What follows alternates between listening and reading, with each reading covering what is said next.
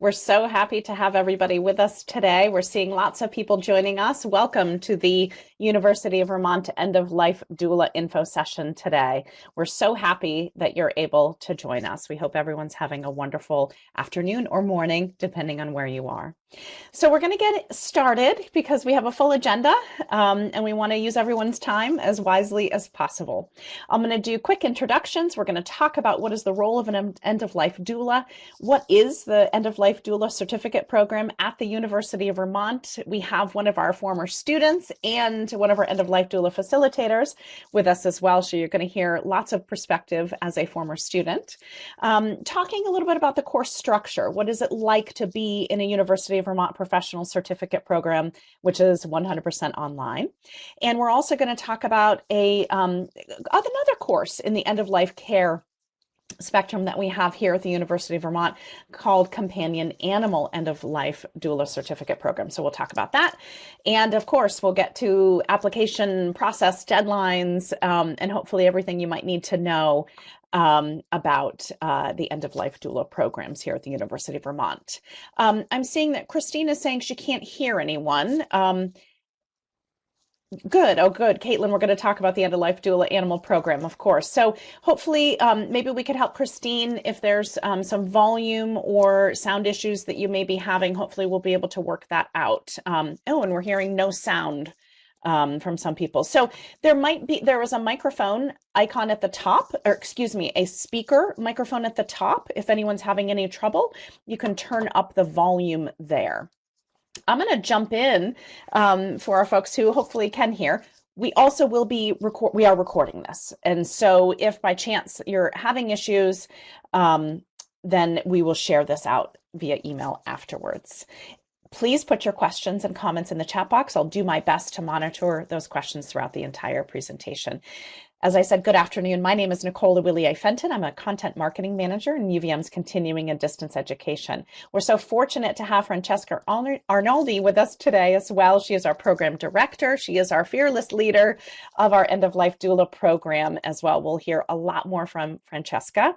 And we're so happy that Virginia Chang is with us as well. She is a End-of-Life Doula alum, and she's also back into the program to help support students as a facilitator. So we're going to learn what that means and Virginia's experience in the program and beyond. So thank you both for being with us. One of the things that I always love to start out with is this slide. And Francesca and I always comment that it grows every single time we do an info session. There are more pictures, more people in the doula community as facilitators, as support for our end-of-life doula learners. And so it's just wonderful to see how much this program has grown and the support that is there for our students if you consider joining our end-of-life care programs. So let's back up a little bit. Maybe many of you are wondering, what are we talking about? What is end-of-life care? What is an end-of-life doula? Francesca, if you want to make sure your microphone's turned on, and then just describe to us, what is this care at end-of-life that we're talking about, and what is the role of a doula? Sure, thanks. So an end-of-life doula is a non-medical emotional support person. And in my background, I come from the birth care realm as well. So I still sometimes will support clients through their birthing journeys. And for me, when I was thinking about creating the course, I really turned to my experience as a beginning of life doula to inform our teaching for end of life, because there are many similarities in the role and what we offer. So what I focus on much of the time is assisting people with preparing, planning, and processing as they're entering into this journey of either pregnancy or after someone has received a diagnosis of a terminal condition. And on occasion, people will reach out to us even before that time. Very recently, I had someone referred to me by a doctor and a nurse who was interested in exploring the idea of green burial and natural burial options. So I was assisting her with that and also writing her own obituary. And this person is not terminally ill. In general, though, we have people who are nearing the end of their life who seek out our assistance and support. And so we work with them to really think about personalizing the journey as much as is possible. So we think about planning and preparing, coming up with our wishes for care, our preferences in terms of leading up to that time, whether it's scheduling, it can be very practical. It can be, how many visits would you like? Who would you like surrounding you during this time? How would you like to spend your time that feels meaningful to you? And then it can also be planning for the time of vigil. So when someone is actively dying and no longer can generally communicate verbally, how would you like to be cared for? And can we develop a vision for that time? Always with a sense of flexibility and creativity, of course. We can also think about legacy projects that you see listed on here. So we usually start out with informal life review. So this can be reminiscing about someone's life and looking back on our time and our relationships and challenges and achievements, places of regret and places of gratitude. So we have these conversations at the bedside with people, and then sometimes that can lead us into formal legacy projects. So we can create a lasting gift for people. And also it's a wonderful process for the person who is terminally ill to really think about, what has brought me meaning? What have I learned in life? What messages would I want to pass on to people, whether it's my community, my friends, my loved ones? Do we want to write letters? Do we want to record your voice or a video? Do we want to create a scrapbook? It can be very unique and personalized, that kind of work. So those are just a couple of highlights. Great. Thank you for sharing that, Francesca. Virginia, I'd love to have you turn your microphone on as well. What drew you to end-of-life care? Well, I am relatively new to the end-of-life field, but what drew me to doing the work is because I had a series of traumatic deaths of people that were close to me. I had 3 people die in the span of 7 months. It was pretty overwhelming. And, at that time I knew nothing about death and dying. And in my grieving process, I learned about this role of the end-of-life doula, and I just thought, oh my gosh, I wish someone had been there for me like that. And so I kind of decided, well, I can't change what happened in the past, but if I could be there for somebody else to make a difference in what I thought could have been a very critical role in my going through all these deaths, it would have been worthwhile. And I have to say, it's been incredibly rewarding to now be doing the work. And I think also becoming an end-of-life doula has helped me understand and go through the grieving process of those traumatic deaths. And so just for that, I'm grateful. I so often hear, I have the wonderful opportunity to speak with so many students from our program, and working through past grief and past losses is often a very healing part of the process. I know Francesca talks about that a lot. Thank you, Virginia, for sharing your experience and what drew you to the program. Francesca, let's talk about the program. You've mentioned many of the outcomes of the things and the type of work that end-of-life doulas can do. How do we get there? How does the program help people from start to finish be able to become an end-of-life doula?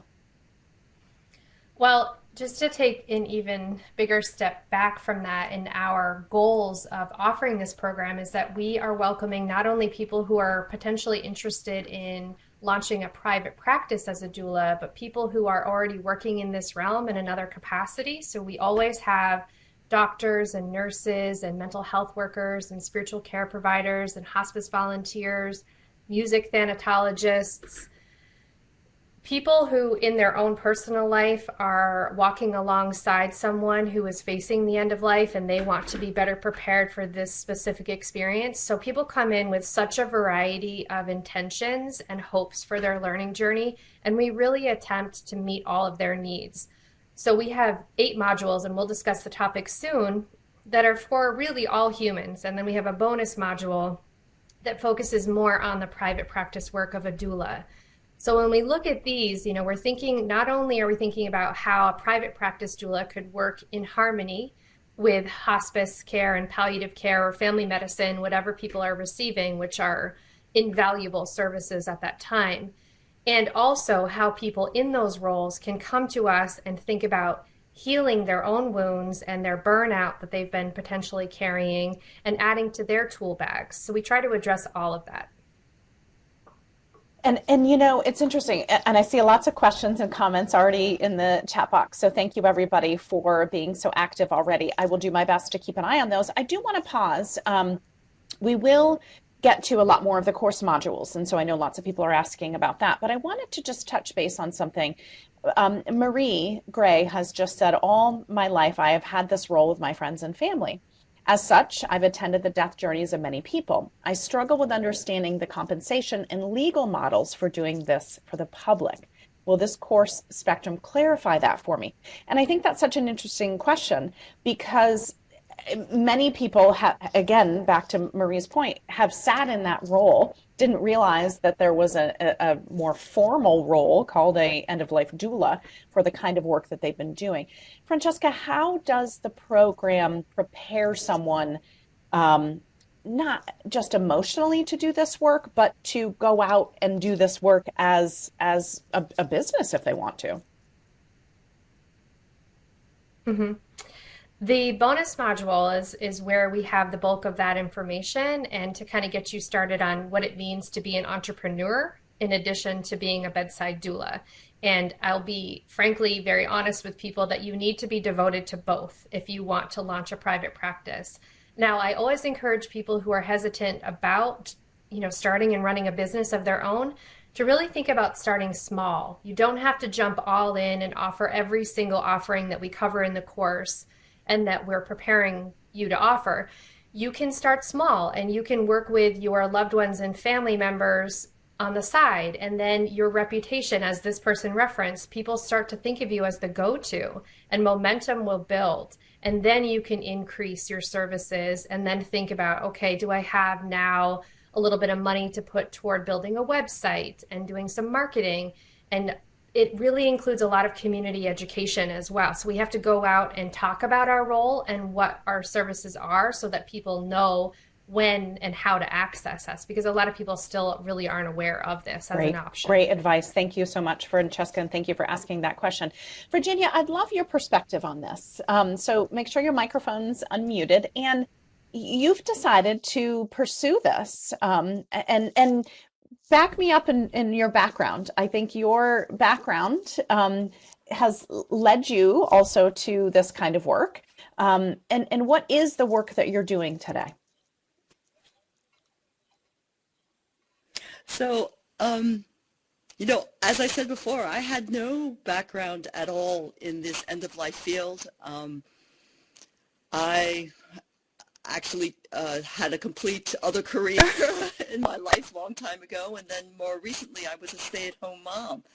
And it was sort of a culmination of these personal events that had happened to me and the right timing that I started to explore the end-of-life field. And sort of my path in this journey is closely parallels what Francesca had just said, which is, I did the training, I became very interested in doing the work, but I started out with just helping families, friends, working in my community, volunteering at my local hospice, and really just sort of putting in that kind of time. And then people started contacting me about jobs, and that is what sort of spurred me into thinking oh, maybe I should open up my own practice.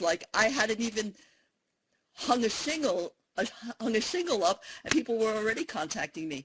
And so from there it sort of just grew, maybe that was the next logical step. And so now I do have my own practice, but I am also still a very dedicated hospice volunteer, because I do believe it's very important to give back to the communities. So but my path very closely parallels what Francesca says, is just give to your communities, give to the people and your work and your sort of reputation, sort of word gets out there, and then people just start reaching out to you, and then it's kind of wonderful. Great, thank you. And I know that you were also sharing your story recently on CNN, Virginia. So that's super exciting. So, and Francesca as well. We're so thankful for both of you sharing the work of doulas, and to, as Francesca said, to increase the awareness that this is even an opportunity for people. So Francesca, let's come back to more of the nitty-gritty in the course. And we've had lots of questions about, time zones and things like that. We'll get to that in just a moment. There are no, the course is asynchronistic, so we'll talk about that in a few minutes. But let's go through the different modules. This is a sampling of the type of work that you will learn and the process you'll go through in the course. Just walk us through it, Francesca. So we start out with framing the role of a doula. So we go through the role and scope and our tenets of care. And then we talk about hospice in a lot of detail and palliative care. What do those services offer to people? And what are the different roles within those organizations? Because it's so important for a doula to recognize what is already available so that we can complement that care and not duplicate. And we go into grief, which is our first of two modules about grief. This one is really about the grief that's leading up to the major loss. So anticipatory grief or preparatory grief, or I call it progressionary grief in the Doula Heart book. And looking at this progressive decline and all of the changes and shifts that occur even while someone is living up to the time that they're dying, and that emotional journey. And then we talk about understanding the patient experience. So as doulas, I feel like it's really important that we call the people we serve clients, as to delineate between medical care and non-medical care. Yet we need to be aware of the medical journey for people, for patients. So we do look at that, and we look to doctors and nurses, people in the healthcare field, and people who have gone through this themselves, to learn about what are these difficult conversations they're having and these difficult decision-making points, and the options and interventions, and the more common terminal conditions and their decline, and what to expect and what's normal as reference for us. And then we talk in mods 4 and 5, we really go into the doula essentials. So we look at boundaries and turning towards suffering. We look a lot into compassion, unconditional positive regard, what it means to hold space, what it means to create, a sacred space according to the person that we're serving, a meaningful, personally affirming space to them, what it means to be intentional about listening. All of that sort of juicy doula stuff is in those two modules, and a lot of rich practice that we ask people to bring into their personal lives and then reflect upon in our discussion boards. And then we cover religious, cultural, spiritual practices and beliefs, and we really try to look globally at that. And there are so many amazing resources that it's hard to try to cover that at all. I mean, even if we had a year, there's just so much there, and there are so many stories that we can share among one another, which adds this whole nother layer of education and learning for people, because we are able to pull people in from all corners of the earth, and then they share what's happening from their areas. Mod 7, we loop back to grief, and we think about not only preparing for loss, but also the bereavement period, the actual mourning and what that entails, and how to best support people through that. So a doula doesn't stop supporting our clients when that client dies. Generally, a doula will return and meet with their loved ones, if that is their situation, and do some processing and debriefing and some story catching. And then mod 8, we kind of wrap it up. We give a bunch more tools for the tool bag. We talk about vigil planning as well. We really clarify the doula role again. And then the bonus module is opening alongside mod 7. So we kind of hold off on opening that until closer to the end, where people have really built a foundation of knowledge. And then we open up that one as well. Great. Thank you for that detailed information. I know we have lots of questions coming in. Before we get to the Doula Heart, Virginia, would you explain your role? What is your role as an end-of-life doula facilitator in the course? Sure. So I'd like to just make one comment before I get into this. What I love about this curriculum is that it's so comprehensive. And as Francesca mentioned earlier, people who come to this course come from all walks of life.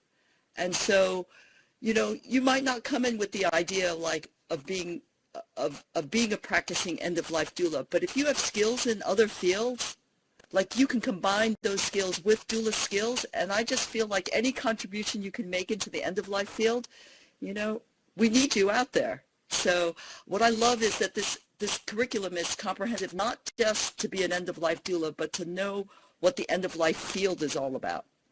So I, as a facilitator in this role with this course, is I sort of help, I have a cohort of learners, and, you know, I'm here to sort of like be your guide in learning the information, learning the practices, show you different perspectives, ways of thinking, and just sort of, you know, kind of be your doula on the track to learning what it means to be an end-of-life doula. Thank you. And Francesca, a follow-up question that'll help give a little clarity is what Virginia was just talking about, is the different groups. How big is the cohort? And then how big are the smaller groups that Virginia was referencing? So we put a max at 125 each time we offer the course, but we create cozy groups of 25 and no more. So it usually ends up being between 20 and 25 per cohort. And then you get your own special doula facilitator like Virginia, who will doula you through this and who has gone through it themselves. All of our facilitators are graduates of the program. So we really see a lot of community building and a lot of trust building and amazing exchanges of ideas and healing happening within those groups. And that's a great segue over to this slide. Explain to us kind of what we're seeing here and what is the doula heart, Francesca? So this is an image that we show at the end of the course to kind of summarize all of the key essential aspects of the doula heart, which are really all grounded in compassion. And a lot of people find it really useful to study the concept of unconditional positive regard. It's something that I learned as an undergrad in psychology, and it's really stayed with me throughout my personal life and all of the work I've done in social services and in the birth field and end of life as well. So this is a way of just sort of promoting and highlighting all of our ways of being and our ways of supporting. Great, thank you. So we're going to, I see lots of questions, so I promise we'll get to those in just a moment. And some of the next slides may answer your questions as well. I want to just talk for a moment about the doula community. It is very alive and engaging in the course. But beyond that, the doula community continues, and we'll put a link up to the Facebook group. It is a public group. Just we'll let you know if you're interested in joining, just request. But maybe, Francesca, the community that is built continues to grow and continues to thrive.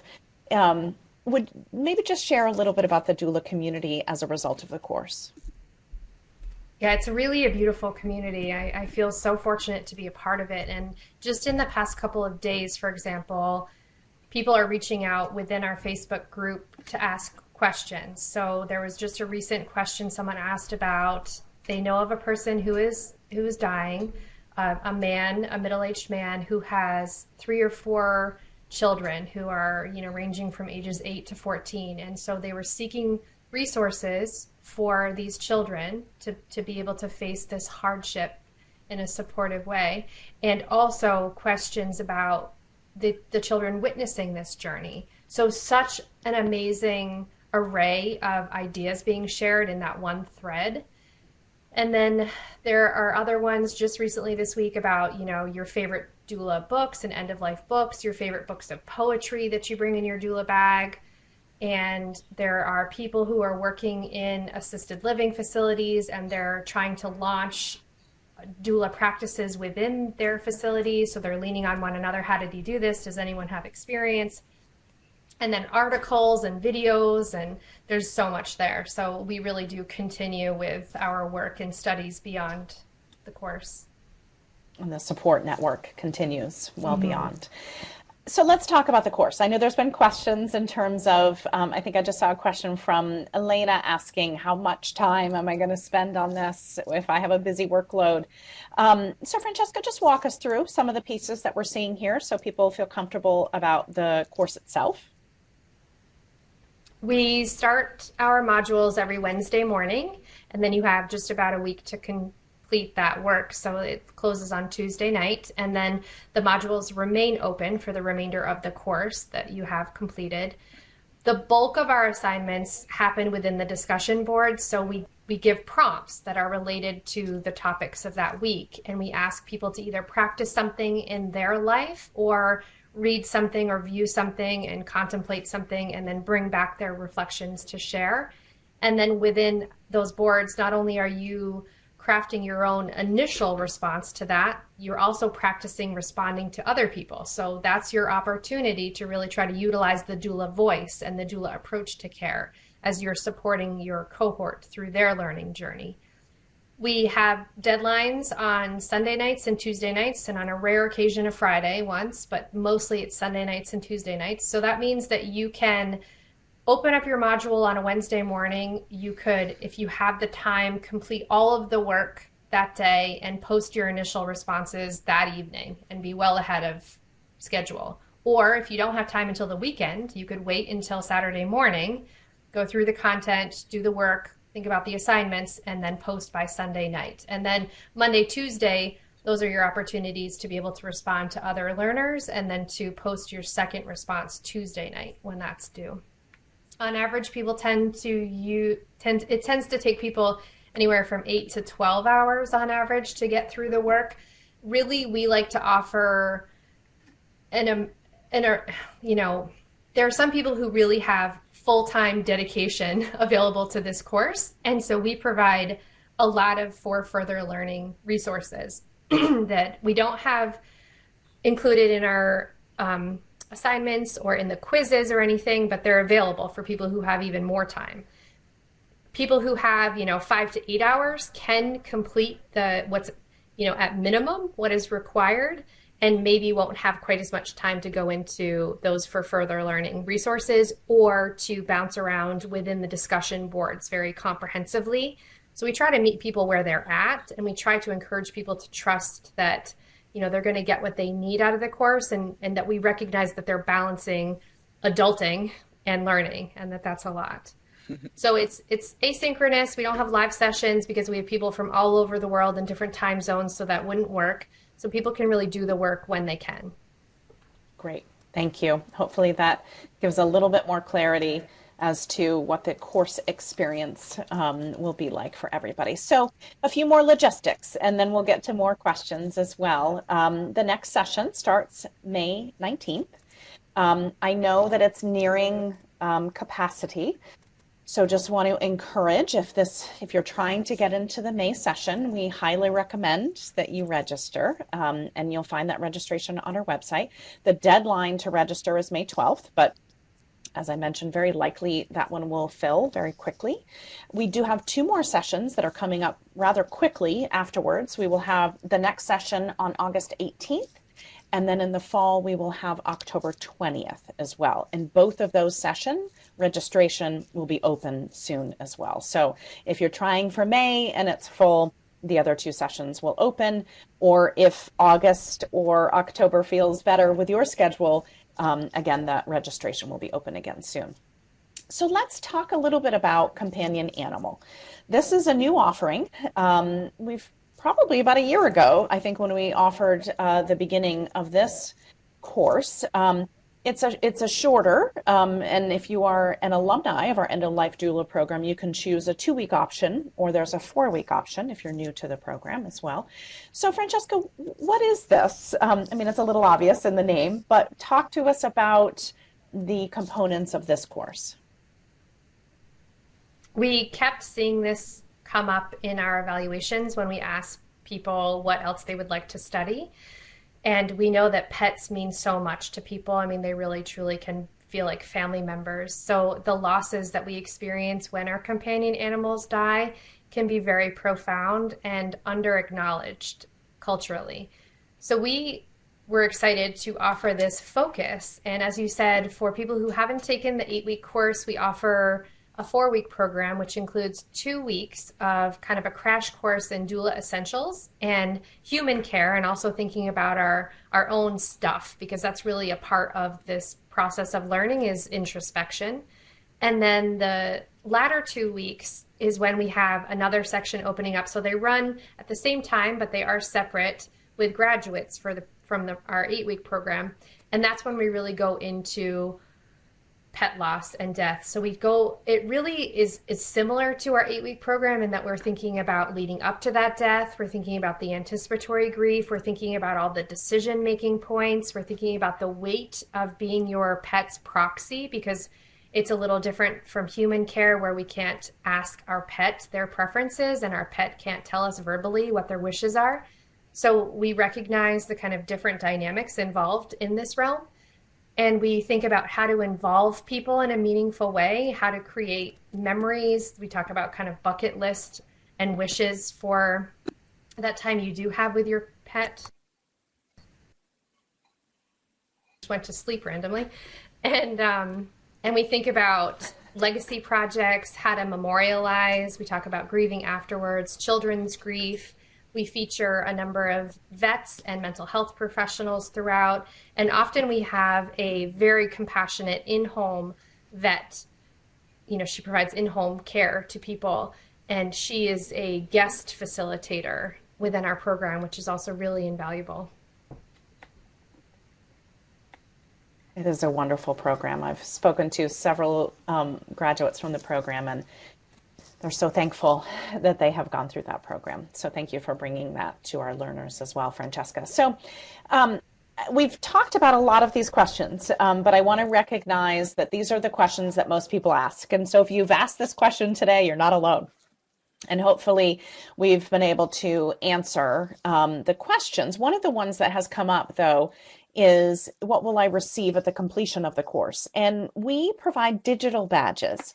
You can see an example of the End-of-Life Doula digital badge, and it is a professional certificate.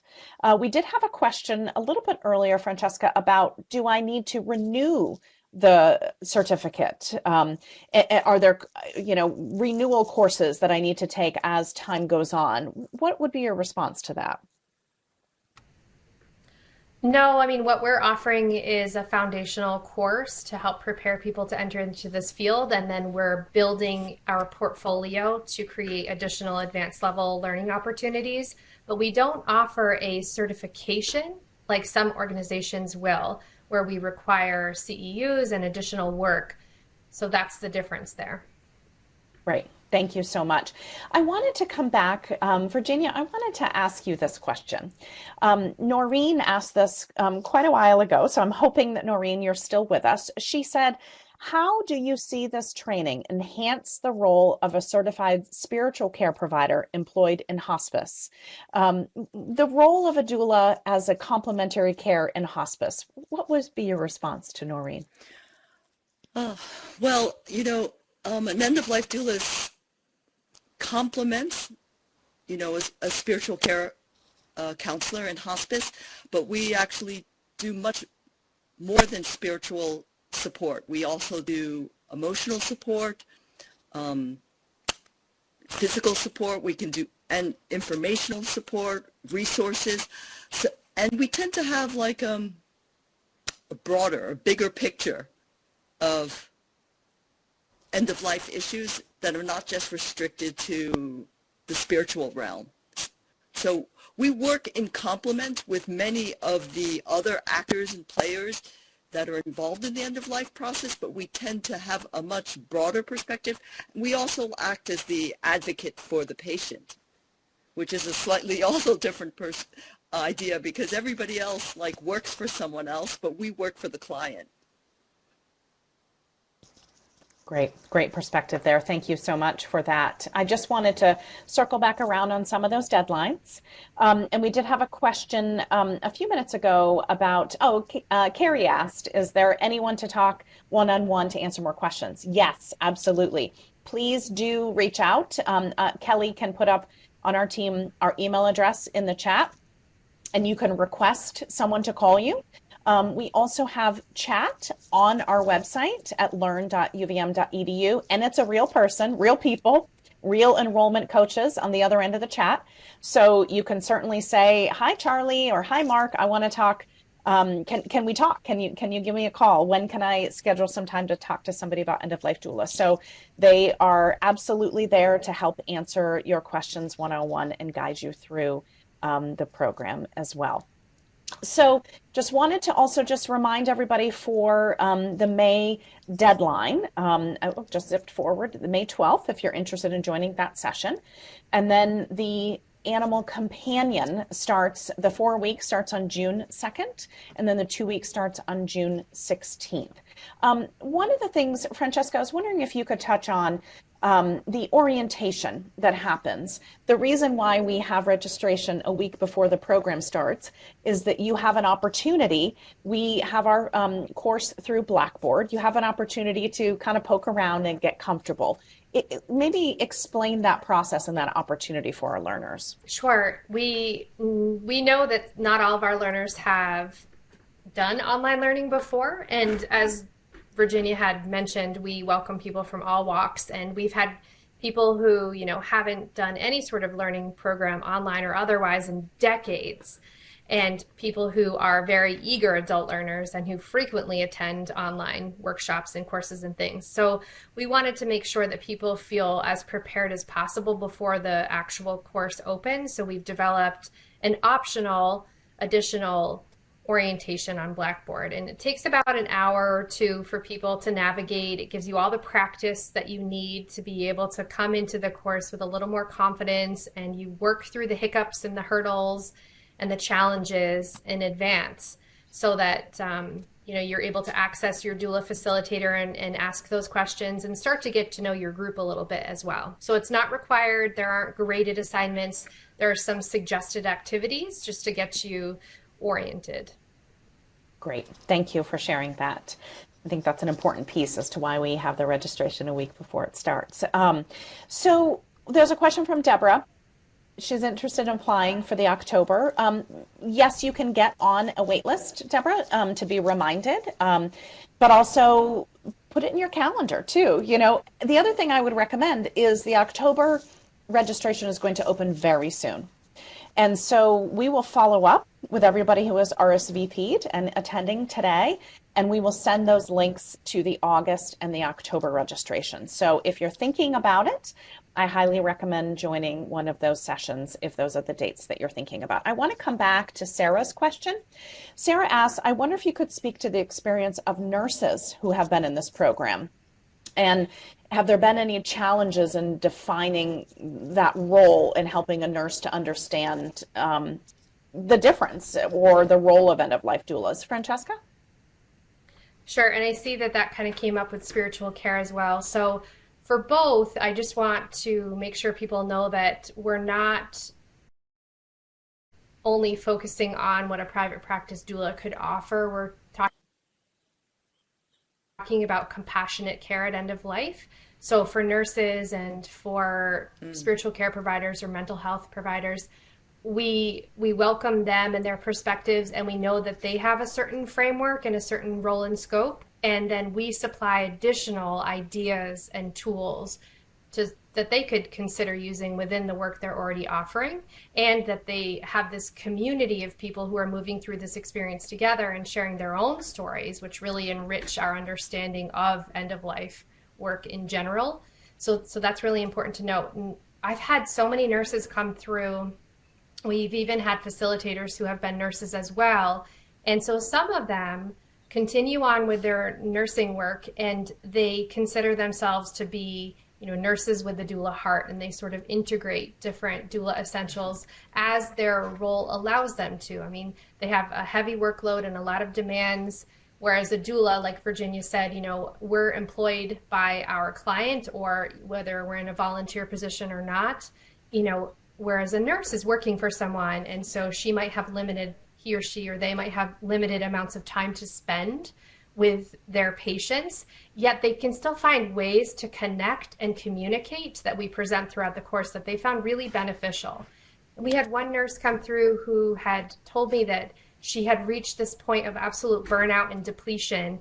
She came through the course because she had been a hospice nurse for decades, and she found herself to be cold and robotic, and that was breaking her heart. And so as she moved through the course and she was able to attend to her own wounds and learn how to practice from an approach of compassion versus sympathy or empathy, she was able to, she said, heal her hospice heart. And then she was able to return to the bedside more open-hearted, but also balanced in her own sense of care and boundaries that were protective of her own energy and supportive of those people that she was caring for, which is really beautiful. Great. I also Thank saw you a for question asking here that question.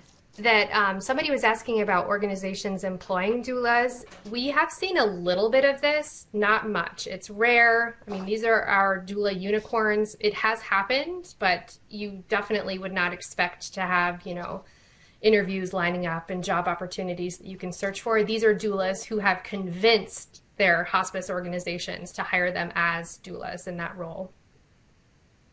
Great, thank you. You can see my little one just got home. So I'm going to wrap up here in just a few minutes. I know that there's many questions that we have not been able to answer today. So my recommendation would be to follow up.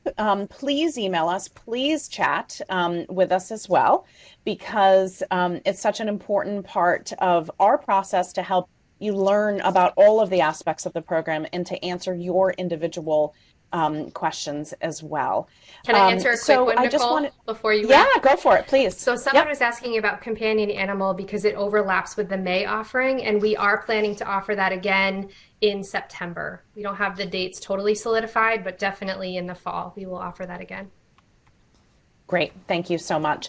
Virginia, thank you for joining us as well. It's so wonderful to have your perspective. Thank you for continuing your work as an end-of-life doula and as a facilitator to help our learners. I'm so thankful that you're with us.